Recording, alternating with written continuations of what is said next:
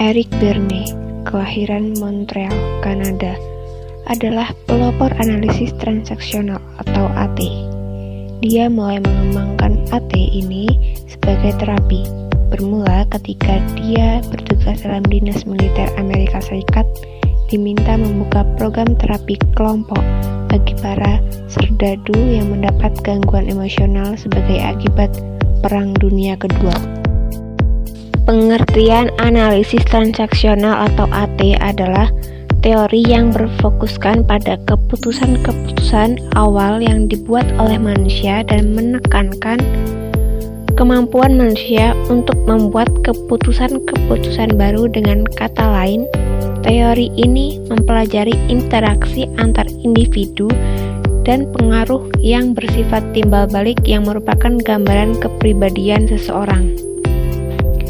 Asumsi dasar teori analisis transaksional AT atau analisis transaksional memandang semua orang adalah oke, mempunyai nilai masing-masing berguna, dan mempunyai kemampuan tertentu.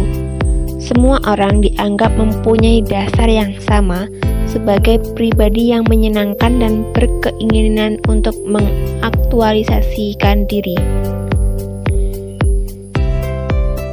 Semua orang memiliki kapasitas untuk berpikir. Setiap individu berkeinginan untuk menciptakan sebuah hubungan yang saling mendorong ke arah yang positif, membantu, mengayomi, mendengarkan, dan kegiatan-kegiatan lainnya. Status ego ada 3 jenis, yaitu status ego orang tua atau CEO adalah bagian dari kepribadian yang menunjukkan sifat-sifat orang tua. Yang kedua, status ego dewasa atau CED adalah bagian dari kepribadian yang menunjuk pada berbagai gambaran sebagai bagian objek dari kepribadian. Yang ketiga, status ego anak atau CEA adalah bagian dari kepribadian yang menunjukkan ketidakstabilan, masih dalam perkembangan, berubah-ubah, dan ingin tahu. Tujuan terapi analisis transaksional. Yang pertama, membantu klien untuk membuat keputusan-keputusan baru dalam mengarahkan atau mengubah tingkah laku dalam kehidupannya.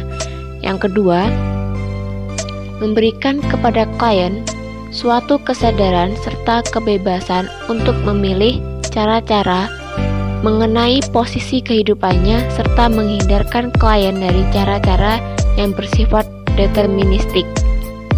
Yang ketiga, memberikan bantuan kepada klien berupa kemungkinan-kemungkinan yang dapat dipilih untuk memantapkan dan mematangkan status egonya apabila perasaan ini mengandung permusuhan dan kecemburuan.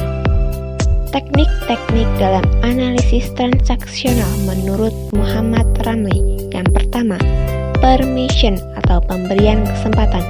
Dalam konseling, kesempatan ini diberikan kepada klien untuk menggunakan waktunya secara efektif tanpa melakukan ritual pengunduran diri. Tidak memainkan permainan dengan cara tidak membiarkan klien memainkannya. Yang kedua, protection atau proteksi.